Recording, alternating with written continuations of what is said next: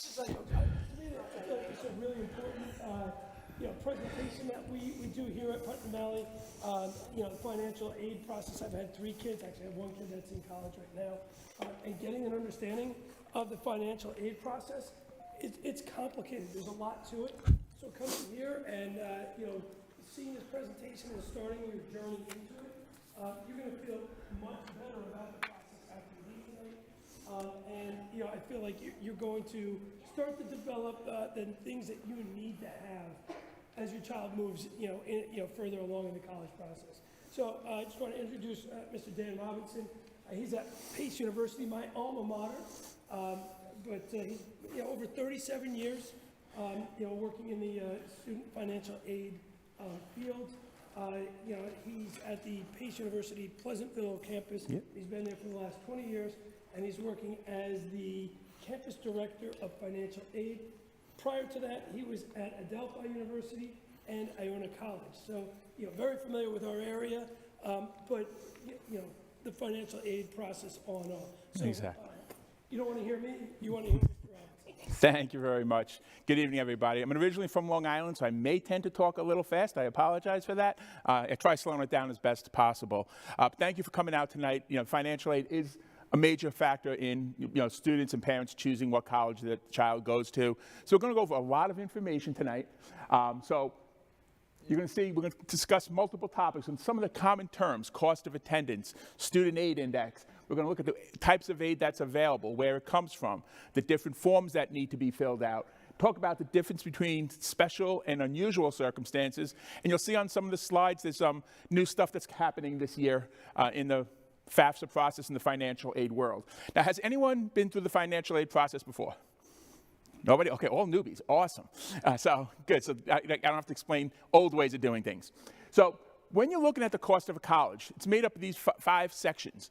That's the overall cost of attendance. That's that big, scary figure you see. Our schools are pushing $90,000 a year. But you really want to focus on is tuition and fees, housing and food. For us old-timers, that's room and board. So that's what you're looking at. That's what the college is going to bill you for. That's what you have to pay them. Everything else, a cost you're going to incur, because you still have to get back and forth to school, you still need clothes, you still need books. You're going to have those costs. We don't charge you for them, but it's built into the overall cost of attendance. You'll see why in a moment. Next is student aid index. This is a figure that's calculated when you fill out the main financial aid form called the FAFSA, which I'll be going over in good detail in a couple moments. They calculate that formula, it comes up with your student aid index. Now, to determine how much financial need a student has, a simple math formula. That big, scary cost of attendance figure minus the SAI, and that's the need. And that's what schools are going to use to determine how much aid a student can receive. So some of the aid is need-based, some of it is non-need-based. So, simple. So where does the money come from? The right-hand side is what you want. That's free money. It's gift aid.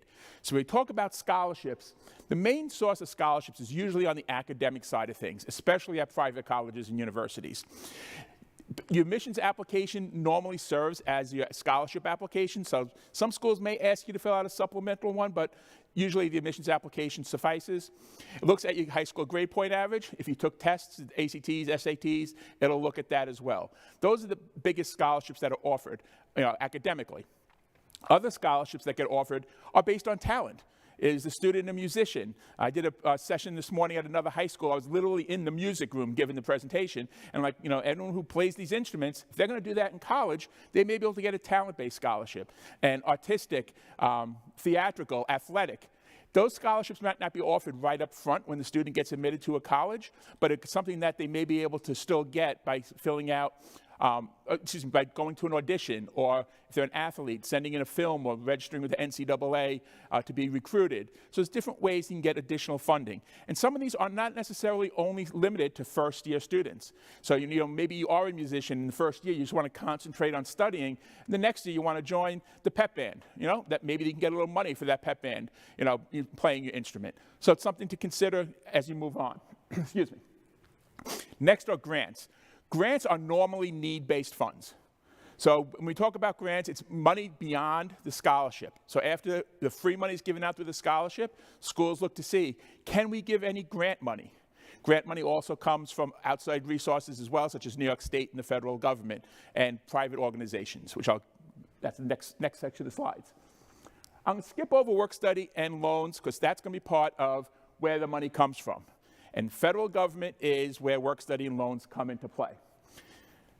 Once you fill out the federal form called the FAFSA, in determining that SAI, it'll also determine if the student's eligible for the federal Pell Grant. The lower that SAI number, the more likelihood the student's getting the Pell Grant.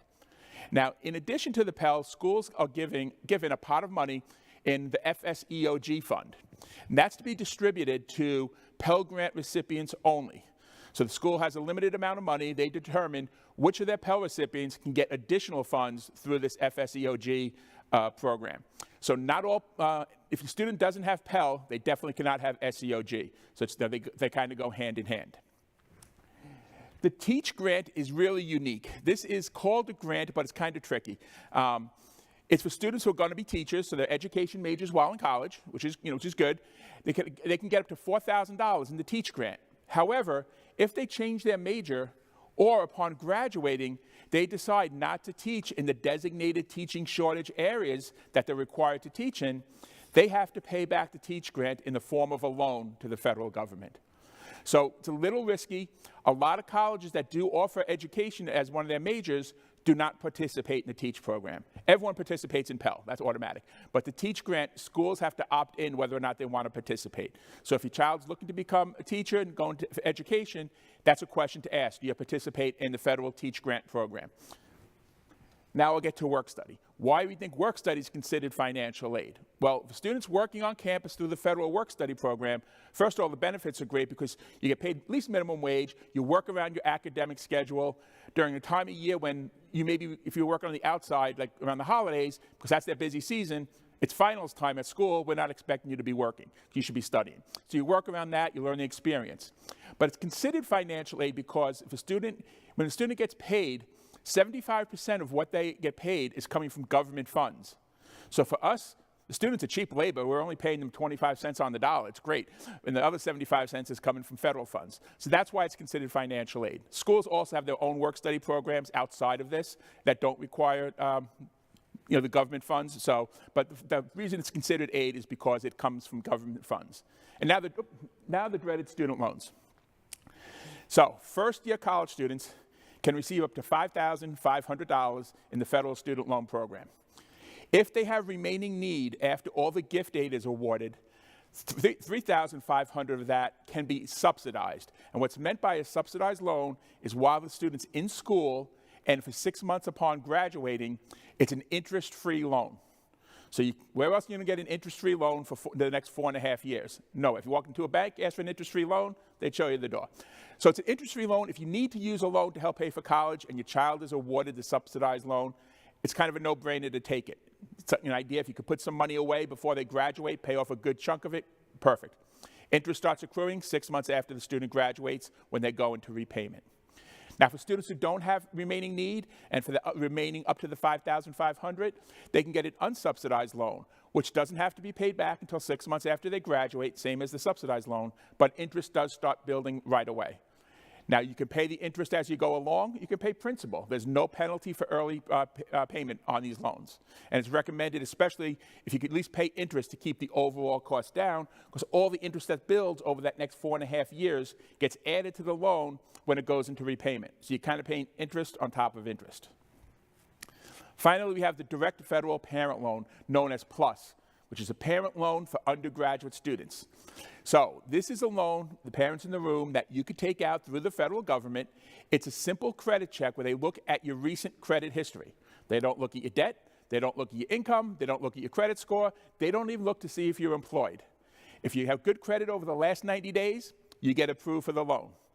Current interest rate, however, on this loan is a little over 9%, and they take a 4.25% origination fee off the top.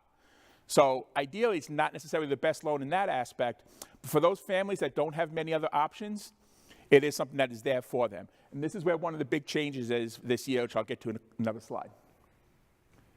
So a couple of the changes that are happening. Pell Grant, this isn't going to affect too many students coming right out of high school, other than if a student's going into maybe a trade school, a short-term trade school where in the past they might not have been able to receive a Pell Grant. It's now opening up for them. You know, the trade schools that the program lasted 2 years, that they've always been able to get Pell, but the programs that last maybe 6 months to 9 months, they never were able to be eligible for Pell Grant. So that's going to open up to them. So that's the big change with the Pell Grant. The others on the maximum SAI to receive the Pell, there wasn't a cutoff, but they figured there was some sort of anomaly happening in the system. So if your SAI is above 14,800, there's no chance of getting a Pell Grant. It has to be below that, even significantly below that, but usually 14,800 is the highest it could be. The other change is with the parent loan, and this is a big one for, for parents who've been dealing with PLUS in the past. The maximum amount you can take out in the parent loan for a student is $20,000. So it may leave you a little short on what you're going to owe. So if you're at one of the expensive schools and all the aid adds up to $40,000 and the cost of attendance is $70,000, you're still going to come up about $10,000 short if you take the parent loan. So there are other options that could become available that the schools will be working with you on. The crazy thing on this, the math doesn't work. The maximum you could borrow on the parent loan in total is $65,000. Now, most students go to school for 4 years, so 20 times 4, I don't need a calculator, is $80,000. Okay, so somewhere along the way, you're going to have to shortchange yourself each year on the parent loan so you don't exceed that $65,000. And this is per student. So, people have asked about the loophole. Well, what if parent 1 takes $20,000 and the next year parent 2 takes $20,000 and so on? You still can get that. It doesn't work that way. It's per student. So any parent figure for that student, the maximum is $65,000. So that's one of the big changes this year that a lot of us schools are concerned about, and we have to find ways of further assisting parents. So the New York State aid, I'm saving to the end. I have a whole section on New York State aid, so I'll skip over to the next source of aid, which is the colleges themselves. As I mentioned before, private colleges and universities are more expensive than state schools. So they offer more in grants and scholarships to compete with those state schools. So we do offer a lot of funding. Some of them also have their own work-study programs and loan programs as well. Most of outside of academic scholarships, a lot of it is need-based. It looks at the FAFSA form as well as another form called the CSS profile at some schools. And each school has their deadlines, and some of those deadlines could be coming up soon, as early to mid-November. So you want to make sure the schools your child's applying to, and if there's parents of juniors in here, it's a good idea to get ahead of the game to see next year at this time where you'll be at. Okay, next is your employer. Find out, if you're working, check with your benefits department. Do they offer any benefits for your child going to college? Do they pay anything towards it? If you belong to a union, we're constantly filling out forms for parents who are in the unions for their child to get $1,000, $1,500. Sometimes it might not be for the first semester or the first year. The child may need to prove themselves first on the academic level before the company will kick in the money. But we'll constantly fill out forms for different unions and companies on a regular basis. Just ask your benefit department. If the students in the room or parents, if your students are working and they're going to continue working while they're in college and stay local, have them check with their employer to see do they offer any sort of benefits. Whether it's McDonald's, ShopRite, Stu Leonard, something along those lines, they might have something to help pay for college for your student. Okay, I think I missed one slide. I did. Private sources. So this is where you need to do a little bit of homework. There's plenty of money. There's actually hundreds of thousands of dollars out there for parents and students to apply for funds to pay for college. Common sense goes a long way. If it seems too good to be true, it usually is. A lot of those online things you might see on social media, sign up for my webinar, I'll save you thousands of dollars. I signed up for one of those. It was an hour webinar. After the first 20 minutes, the last 40 minutes was them selling their services at a nice between $500 and $750. You do not have to pay that money. A lot of that information is what I'm giving you tonight. But on the outside, on one of the handouts tonight, there's some resources there. Within the guidance system, there's resources there as well. Most of these outside scholarships become available after January 1st, so that's when you're really going to start looking for them. Check in the community. Okay, I'm not familiar with your community, but there's a civic organization, Kiwanis Club, Knights of Columbus, religious organizations, social organizations. A lot of them do offer scholarships. Sometimes you have to be a member, but if no members' children are applying, a lot of times they open it up to the whole community. So just again, it means a phone call or check their website or send an email, whatever it might be, saying, my child's graduating high school this year. Do you have a scholarship they can apply for? Some of them do it directly through the high school, so that process can go through there. I know when my daughter graduated from high school a few years ago, a lot of the community scholarships are administered through their guidance office there. Again, each school does it a little differently. Each district does it a little differently. So look what's there, even if it's something from the child's past. My daughter got, I think it was a $250 scholarship. It wasn't a lot of money because she played CYO basketball. Okay, and that was 5 years before she graduated. But she played, and she applied for it, and she got it. So little things add up. So start researching early. Okay, I went over that. All right, now we're going to get into how you apply for financial aid. Again, keep mentioning the FAFSA, which is the next bit of information. But before you file the FAFSA, every student and each parent needs what's called an FSA ID. This is your electronic sign-on to the federal student aid system. The FAFSA is filed by the student and a parent or parents, depending on the situation. So everyone needs their unique FSA ID. It has to have a separate email and mobile phone for each one. So for students, they should not be using their high school email address to set this up because that will eventually expire. So, create a Yahoo mail, Gmail, whatever it might be. You probably can't, still complete or make an AOL email like I am still using. So just have them complete something new and keep it, like I say, professional. I know a lot of times we see emails that are funny or like, really, that's their email address. For this purpose, something simple that can carry them through the rest of their life. If they want to make something funny and silly, save that for their social media. Yes? Each child has to do this. Yes, each child needs their own Yep. Correct. Yep. So every child needs their own FSA ID, and each parent needs their own FSA ID. Now, if you have been in college in the last couple of years and filed the FAFSA, you probably have one. You don't need a new one. So, yes. Each parent needs one, even for filing taxes jointly? Yes. Technically, no, but yes. I say yes. It takes you 10 minutes to create one. Yep, exactly. I got the tax information. Perfect. But I didn't know if my husband has to create one too. He doesn't have to, but I always say, if it's a two-family household, the two parents are involved, both parents get it, it's free to do. What else are you getting free from the federal government? You get an ID. So you can go to studentaid.gov and do the FSA ID. For the student aid estimator, you don't need an ID. This is probably more now for parents of non-seniors, where you can get an idea of what your SAI will be when your child files for FAFSA next year. So the FAFSA, free application for federal student aid. First word being free. It does not cost you to file this form. You should not be paying anybody to file this form.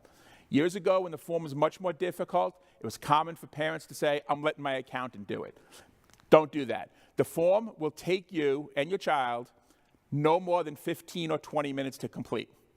That's how much it's been simplified. So it collects financial and demographic information for the student and contributing parents, calculates the SAI. It's all online. It's available in English and Spanish. It opened up on October 1st. Yes?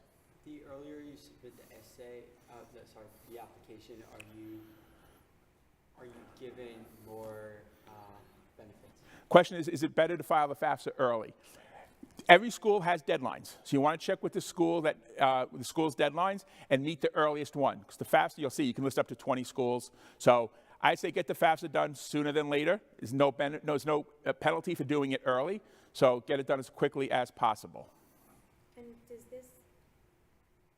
should we also with the FAFSA, FAFSA, have both parents sign or just one, create one account? It's a question regarding the FAFSA. I'm going to get into that in a moment, so I'm going to hold on to that question for a moment. I'm going to hold on 1 second. I'm just going to go through some of this, and I'll come back for some questions.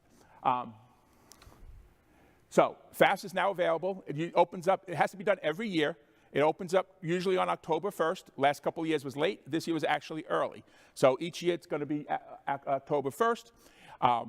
This year's FAFSA is using the 2024 tax return information. So although you probably don't need your tax returns to fill it out, have them, at least you know where they are in case you need to refer to them for any reason, which is really only one reason you'd have to. I went over the student aid ID, skip that over. So when you go to the studentaid.gov and you click on complete a FAFSA, this is what you'll see. And you're going to choose, make sure you choose to start the 2026-27 FAFSA, because the one for the current academic year is still there as well. You don't want to choose the wrong one. We see it happen every year. Student tells us up and down, I filed the FAFSA, we don't have it. We look last year's or the prior years, and that's where it is. So you want to make sure you do 2026-27. For parents who are of juniors or under, you'll be waiting another year to file. So you'll get to this page, and you'll click whether, if your student signed in, you check student. If the parent signed in, you check parent. It's always recommended the student does their portion first. There's a series of videos you can watch to help you file the FAFSA. A lot of the information tonight I'm giving you is on these videos. If you are in a situation where the parents are separated and you need to just figure out who to file the FAFSA, I'm going to give some information on it, but that's one of the videos you may want to watch just for clarity purposes. Now, why is the FAFSA so easy? This is a lot of words. You don't have to worry about reading it. The FFA DDX, which is the direct data exchange, this allows the FAFSA to pull all your tax information directly from the IRS. You do not have to enter any of that information. So you don't have to worry about making mistakes. You don't have to worry about reading the wrong line. And because they do that, it speeds the process up. By answering certain questions, it may skip over questions that you don't have to answer because of the skip logic built into it. Despite the problems rolling it out 3 years ago, it is working phenomenally well within the industry. I've done financial aid nights at sitting down with families filling out FAFSAs, and they'll be like, okay, what do I do next? I'm like, you go home. I'm like, why? I'm like, you're done. I'm like, we just got here. I'm like, yes, I know, but you're done already. So really, 15, 20 minutes tops it should take to fill out the FAFSA. So from the student, collects information about their identity, contact information, the consent to have the tax information moved over. Even if the student didn't file taxes, they still have to consent, because what will be transferred over is that the student didn't file taxes. Perfectly fine. If you don't do the consent, the FAFSA doesn't get processed. So it has to be done. Student's marital status, hopefully coming out of high school, we know the answer to that one. College plans. This is a common error that we see, because sometimes students are filling it out, and this is why I say student and parents do it together, because sometimes, again, having a student who's recently done the FAFSA a few times, you have to be there to say, read what it says. You know, they'll say, oh, I'm graduating high school, I'm a graduate student. No, you're a first time, never attended college. So you want to make sure they check that off, not that they're a graduate student. And if there's any personal or unusual circumstances. So a student's considered dependent upon the parent if they could answer no to all of these questions. You know, born before 2003, married, a graduate student, military, so on and so forth. Where additional information will be needed by schools is those bottom section. If the child is an orphan or ward of the court, if the child's under legal guardianship, which is different from custody, there are two different things.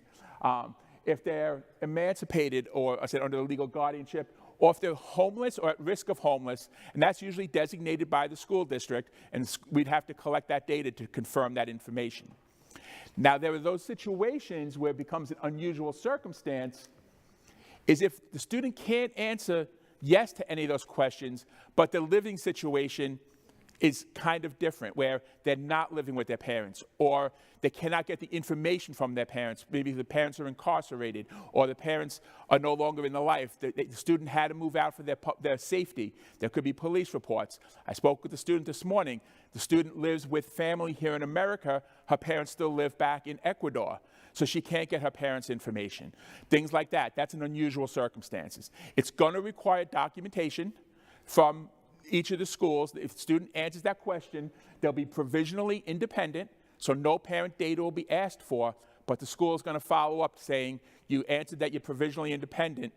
What's the story, and what documents do you have? And they'll tell you what they need from you. Usually it's a letter explaining the situation and proof of the provisional independent, whether it's police report, court documents, whatever it might be. So if you have it in that situation, just be prepared to have the documents ready to go. Most schools accept them via email, so make sure you have it as a PDF saved on your computer. It's also going to ask some demographic information about the student, their citizenship status. The FAFSA can be filed by any U.S. citizen or any eligible non-citizen, as long as they have an alien registration number. Parents' education status, this is just for statistical purposes. The federal government and some schools also like to know who are first-generation college students. I know we started a program many years ago for our first-gen students where if they may not have someone who's been through the process to help them guide them along. So we offer, some hand-holding, for lack of a better word, to help them through the process. A lot of schools do that. But the government also likes to keep statistics on first-gen as well. If the student lost a parent in the line of duty, military, after starting with the Iraqi war moving forward, the student can qualify for a full Pell Grant regardless of income. So even if that SAI figure is $200,000, if that student lost a parent in military due to combat, they should be eligible for a full Pell Grant. Of course, documentation will be needed to confirm the loss of the parent, et cetera, but it's one of the things that doesn't have a financial component to it. And then the high school information. Student would type in Pleasant Valley, New York. High school should pop up, but other high schools in the area might pop up also when they do that, so you just want to make sure you choose the right one.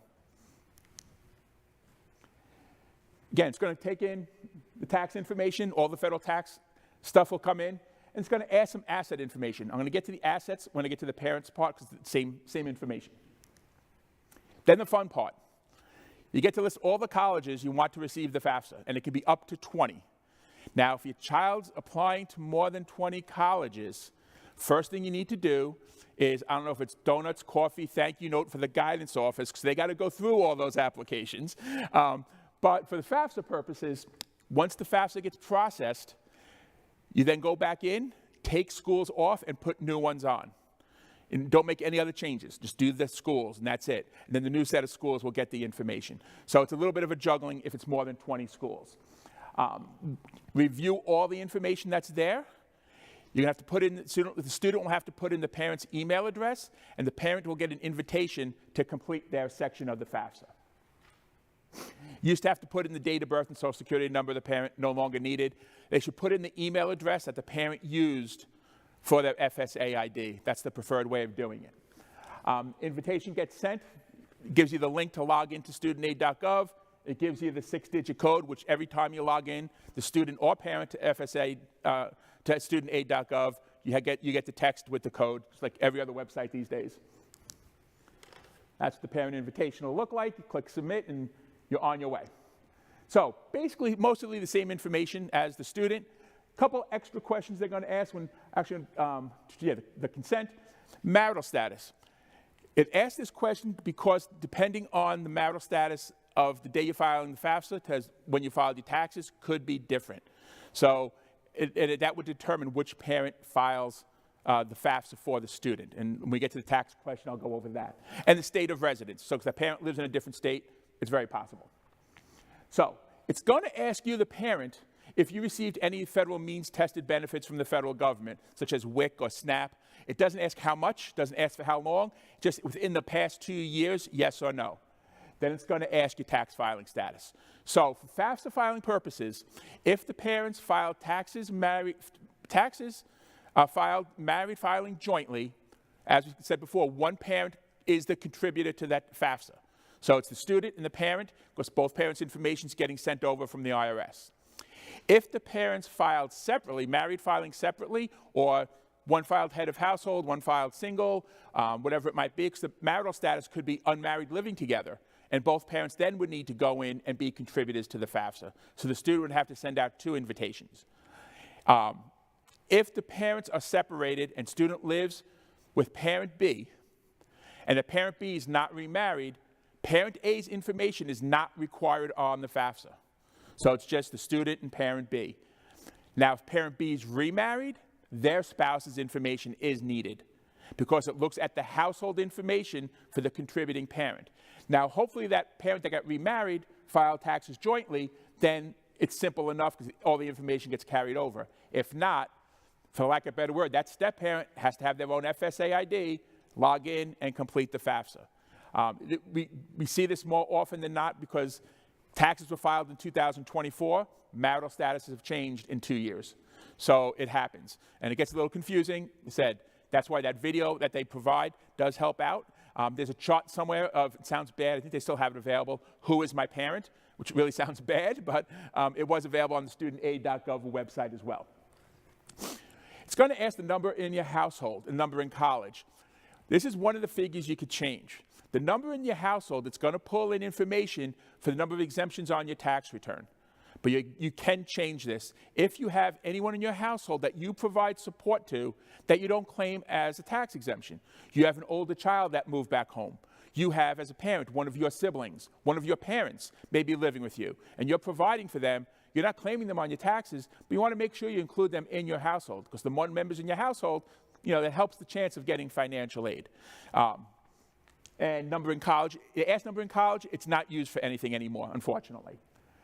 Then tax return information, it all gets moved over from the IRS, except for one possible bit of data. This is why, before you file your FAFSA, look at your taxes. If you took a withdrawal from an IRA or pension, I believe it's lines 3A and 4A on the tax return, and you rolled it over into another account, it does not pick up the rollover amount. You have to manually enter the rollover amount. Otherwise, it looks like you have untaxed income that's going to make your SAI skyrocket, because untaxed income doesn't look good. But if you rolled all that over, or a portion of it over into another retirement account, make sure you put that in. If you forget to do it, you cannot make that correction. That correction has to be made by a financial aid office. So you'd have to provide us the documentation of the rollover. We'd have to go in and make that correction on your behalf. So that's the only bit of data from your tax return that you'd have to enter, is if you had a rollover. So if you look at your tax return, you don't see a rollover, you can put your taxes away. Your federal taxes. New York State's a different story. Assets. So what is an asset for the FAFSA? I printed this out directly from the FAFSA site. There's a little click. You can see what is an asset. You click on that, and this is what you'll see. Assets include money in cash, savings, and checking accounts. Now, I like to throw the caveat out there. It's supposed to be as of the day you file your FAFSA. Okay, if I file my FAFSA tomorrow, my checking account's going to look really good because my wife gets paid tomorrow. But I know on November 1st, my mortgage payment comes out. So my checking account's not going to look good anymore. What's normally in your checking account at the end of each month after you pay your bills? And no, you cannot report negative numbers. 0 is as low as you can go. If you own a business with more than 100 employees, the value of that business, or a farm for that matter.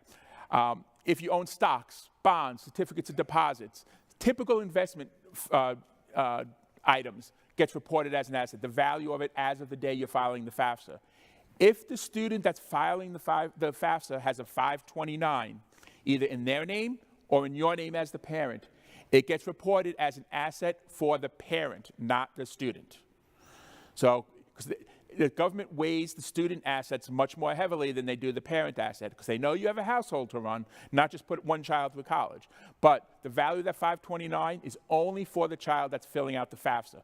So if you have younger children with 529s, don't worry about their money.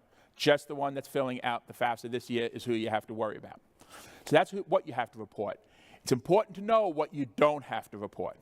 The value of the home you live in is not reported as an asset. Now, the house you own in Switzerland, that's what you have to report as an asset. If you have income properties, or you have a summer house in the mountains, down the shore, whatever it might be, it's the value of that home minus any debt you have on it. And we've been told, how do you figure that out? And we've been told, go to Zillow, which we do anyway. So if you have that extra property, that's what you would do. Or if you have income property, you own an apartment building, the value of that minus any debt. Do not include the amount of money you have in your retirement fund. Your 401k, 403b, 457, Roth IRA, that's your money for your retirement. The kids don't get it. Okay? So that's not counted towards this for the FAFSA. And I get to the CSS profile, there's different answers for that. So you want to make sure that you don't make that mistake. That's one of the biggest mistakes we do see, is that people report that information. Yes? How about a whole life insurance in the kid? Life insurance is not an asset. The whole life? Yep. It says The dividends. Value of life insurance is not an asset. Doesn't specify, but the value of life insurance, no asset. So that's one of the ones on here. Retirement plans, KIOs, pension funds, etc. None of that is reported as an asset. So it's more beneficial, having your money in your retirement fund. It's good that they don't count that. And then other parent information. Yes?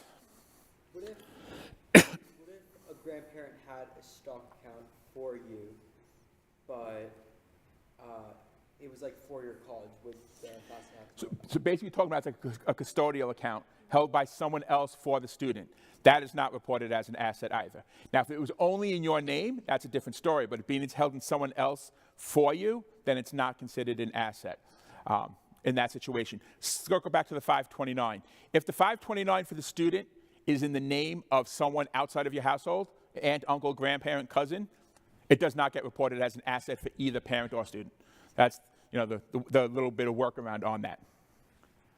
And then if you need the second parent's information, then that's when you come into play. This is what I was talking about family size before. You'll see that the student, parent, et cetera, is there if there's extra people that they provide for. Parent completes their section, they sign it, you get the balloons, yay, everything's done. Student then can go back onto the FSA portal, the studentaid.gov portal, to see, not the portal, what do they call it? The dashboard, and they could look at the 4 different sections there at the bottom to review all their answers, review what's there. Once it's processed, the SAI will appear here as well on the student side. The student will get an email saying your FAFSA has been processed. Go to your dashboard to view the information. Parents, you should get an email saying your child's FAFSA is complete. Have them go to the dashboard to look at it. They don't send you the SAI. The student has to log into the portal to do that. It'll also give you the next steps, et cetera. You could print it, you could save it as a PDF, but anytime the student logs into their FSA account, it'll be there waiting for them. So special circumstances. This is different than unusual circumstances.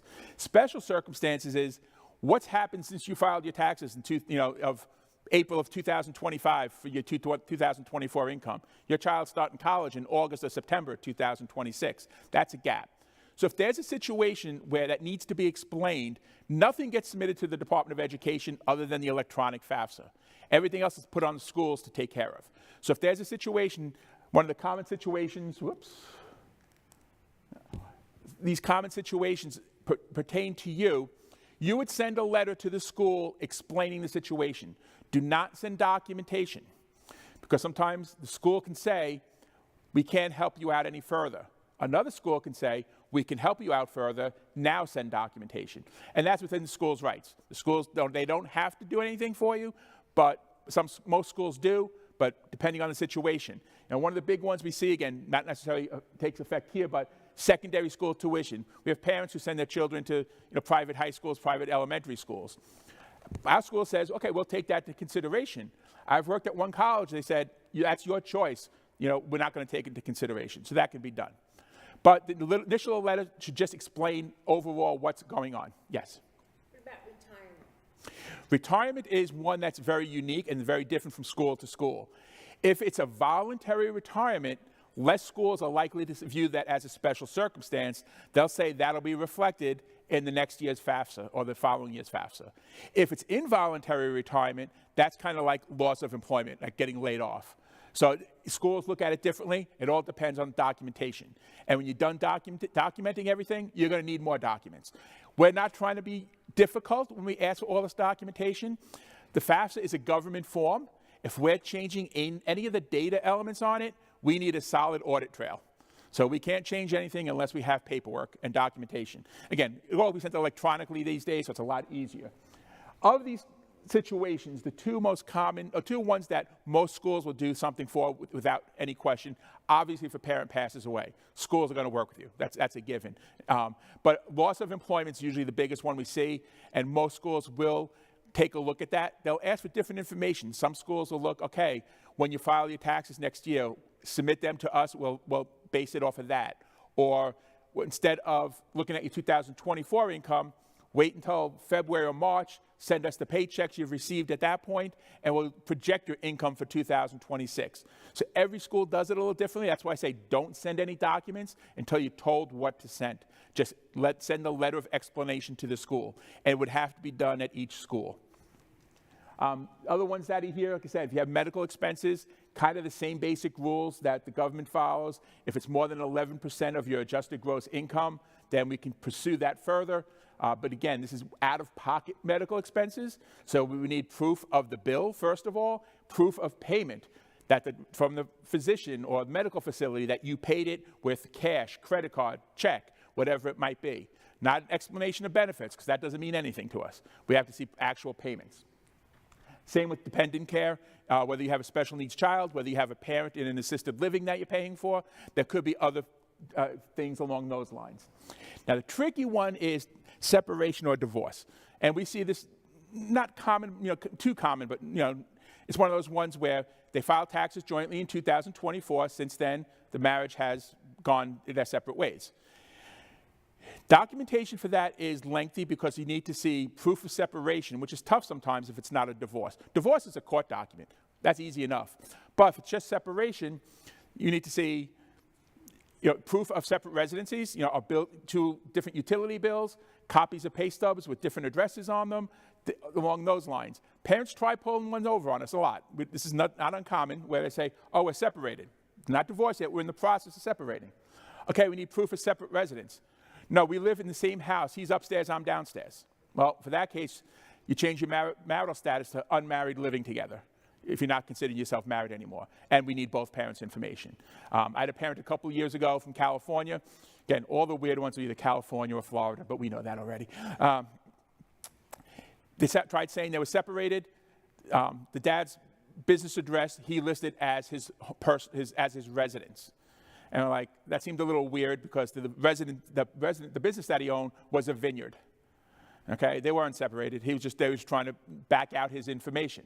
But for FAFSA purposes, he made more money. He should have been on the FAFSA to begin with. So, we're pretty savvy to all the tricks. It's, been doing this a long time, so we kind of pick up on a lot of those. Additional family members, obviously I have twins. Yep. Additional family members in college is a little tricky because it used to be on the FAFSA as part of the calculation. It no longer is. I was at a conference last week and we did a session on this exact topic, and of the 3 panelists that were there, 2 of them took additional students in college into consideration. The other school did not. A lot of times I tell parents of twins, triplets, specify, don't say I have another child in college, specify that it's a twin. Now, if they're going to the same school, that'd be probably a little easier, but if they're going to different schools, when you send that appeal, specify that it's a twin. You didn't have time to recover from the first child to the second child. It's all in one shot. So that's where you do that, but again, that's really hit or miss at a lot of schools, and it depends on the situation. A lot of times they may ask for additional information if there's anything else that to help that along besides just the fact that they're twins, the cost, etc. So schools are willing to help you, but if they do, there's some legwork involved. Okay, I'm going to shift gears over to the New York State side of things, which I skipped over before. So as residents of New York State for at least 1 year, both student and parent, that opens the door to qualify the student to receive aid from the New York State Higher Education Services Corporation. Student has to attend a school within New York State and be either full or part-time. They don't have to be a full-time student. TAP is probably the oldest program New York State has. When I went to college, back last century, I got a TAP award. So it's been around a long time. New York State has defining numbers. If your income is below $125,000 a year, the student could qualify for state aid in different forms, TAP being one of them. The minimum award is $1,000, so if your income is $120,000, your child's going to get a $1,000 TAP award, not the $5,665. It's a sliding scale. The less money, the higher the award. Again, full or part-time students, they have to file the FAFSA, and it's for undergraduate students only. Now, other programs in New York State that have been beneficial over the years and have been growing, especially the Excelsior Scholarship. This is the one that came out probably about 8 or 9 years ago for students of families who earn less than $125,000 if they attend a SUNY or CUNY school. So, for those who know CUNY, City University of New York, or the community colleges, the student can go tuition free if the parents make less than the $125,000. Tuition only. So if your child's going up to SUNY Buffalo, you still have to pay for housing, you still have to pay for food, you still have to pay for fees. But the tuition is free, which is great. And same, the requirements I'm going to talk about now are the same for all 3 of these programs, but in order to maintain the award, the student has to complete a minimum of 30 academic credits per year. So it's roughly 15 credits per semester. They can use the January session or the summer to make up if they came up a little short. On the back end, upon the student completing their education, for every year they receive this award, they have to live and work in New York State. So if they got it for the full 4 years and they decide, I'm taking a job in Jersey, in Connecticut, in Vermont, they have to pay back the full amount to New York State in an interest-free loan. At least it's interest-free, but that has to be paid back. They may decide, you know what, that's not worth it. I'll take a job in New York. It may not be my desirable. I'll suck it up for the next 4 years, but guess what? I'm moving back in with you. Whether you want to or not, they're coming back home just to avoid paying this back. But again, they're getting a free education, free tuition. It's an excellent option that's available for students.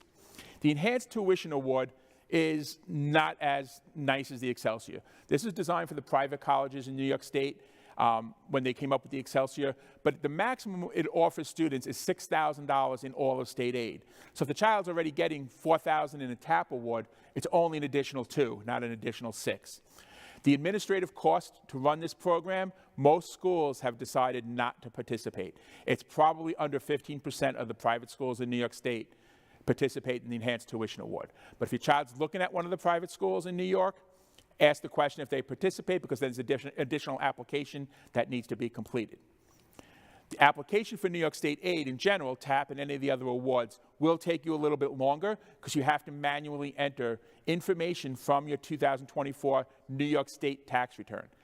Only the student has an application online, but parental information is needed on it. You don't have to get an ID, you don't have to log in, the student enters it all. So that's why I say you have to sit down and do this together. If you don't want your students seeing some of the information, you just kick them away from the computer, you put your information in and move forward. Also, with any of these forms, I should have said this in the beginning, do not use a mobile device. Computer, laptop, tablet, mobile devices don't work. Apple doesn't play well with others. And then finally, the New York STEM Award. This does not have a financial component. This is strictly academic. If your child's going to major in science, technology, engineering, mathematics at a SUNY or CUNY school, and they are deemed to be in the top 10% of the class, they will get free tuition for that program. So choice between engineering at the University of Tennessee versus Binghamton, one's going to be free tuition, one's going to be a lot of money. So it's something to think about. Again, they have to live and work in New York State upon returning as well. So it's an excellent benefit for those families that have students that have gone into these fields. No financial component. You could be a millionaire and still get the STEM award. Finally, the last slide of the night is the CSS profile. I have a couple things to say after the slide, but CSS profile. This is another form that certain schools use, usually the more highly selective schools, that requires you to be completed because they're spending a lot of their own money. They're not just looking to spend federal money and state money. They have a lot of money that's been endowed to them that they have to account for. It's a more detailed form than the FAFSA. You have to manually enter all the information. I've been lucky enough in my 30-plus years of doing this, never working at a school that required it. When my daughter filed for college, none of the schools she applied to required it, so I don't know how I escaped it for all these years. But from what I've been told and people I know who filled it out and are still doing it because their children are still in college, it takes time, it takes a lot of information. You need your full financial record in front of you from 2024. It's going to ask all your tax information. It's going to ask the value of your home. It's going to ask the value of the cars you drive. If you're separated, may ask for the information of the other biological parent. So it digs a lot deeper. It's also going to ask about debt as well. It takes a more large financial picture than the FAFSA does. But again, not all schools require it. It costs $25 for the application, $10 for each additional one you need. There are some waivers through the free lunch program. But check with the schools. They do have strict deadlines.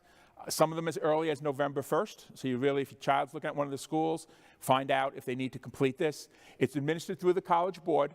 So if your child took the PSATs or SATs, they have access to that site. But when you get to the College Board website, just go to type in the search CSS profile, and all the information is there for you. What I did have a slide for is just what happens next after everything is done. Students admitted to the college, they get all the letters, FAFSA is all done. They'll get what's called a Financial Aid Award Notice or Financial Aid Award Package, which will list all the aid they're receiving. Federal aid, state aid. State aid will be an estimate. State aid, college aid, all of it there. It should be broken down into two different categories: the gift aid and the self-help aid, loans, work study, etc. What I recommend doing, setting up a spreadsheet of all the colleges the child's applying to, what name of the college, what their direct costs are, tuition fees, housing, and food. Then the amount of free money they get, have the spreadsheet do the math for you to see what your cost is going to be after all the money's been processed. So hopefully it's a lower number. Now, again, that shouldn't be the final determination of where the child goes. Sometimes it is. You want to make sure that the fit's right and everything else. I'm not the admission side of things, but you want to make sure that the child's going to be happy there and that spending maybe an extra $10,000 might be worth it. Child's not going to be transferring 3 times, whatever it might be. So set up that spreadsheet to figure out what is the actual overall cost. Look at percentages as well. Look also at what the school's outcomes are. Not just graduation rate. If you have open houses to go to, or if you have virtual visits, or even just check websites, check their career services department. Find out, are their students getting jobs in their fields? And they have career services departments at every school I've worked at, and even the one my daughter's at. They are so happy to talk to students and parents because they want to make sure that when they graduate, they're successful because that makes them look good. So you want to see if your child's going to be a nursing major. You know what? What's the passing rate for the NCLEX exam? Where are your students being, where are they finding jobs? Is it just inner city hospitals? Is it suburban hospitals? What type of fields? They have all that information. They have all that data. So when you're visiting schools, and especially if there's parents of juniors in here, something to look at as well. You want to make sure that you know the outcomes because you're going to be investing a lot of money, no question about it. But you want to make sure that when your child graduates, that they're going to be successful in the field that they've chosen. So it's a lot of information in a little under an hour. I'm here for questions. I'm not running right out the door tonight, so if you have questions now, please ask them. But if it's something a little more personal, I'll stick around for a few minutes to answer the personal ones as well. Yes? On FAFSA, if we file it and go through it and he decides to add another school to the list, can we go back in and add another school as long as we're under the 20? Yep, question. Yep, questions about adding schools to the FAFSA. If you're under 20, once it's processed initially, you can go back at any time and add schools or take them off. Good idea in subsequent years, so your child's, whatever school they're at now, next year as a sophomore, when you do the FAFSA, take those other 10 schools off. Just leave the one on there. So, yeah, you can add schools at any time, and it'll take another 24 hours to process through, and you should be fine. Other questions? I'm not that good. If not, good luck on the journey. I said I've been through it myself once, and I've been doing this a long time. But if you have questions, I'll stick around, like I said. But thank you for coming out tonight, and have a great evening. It's not weekend yet. It's still early. It's me. Let me shut the mic off.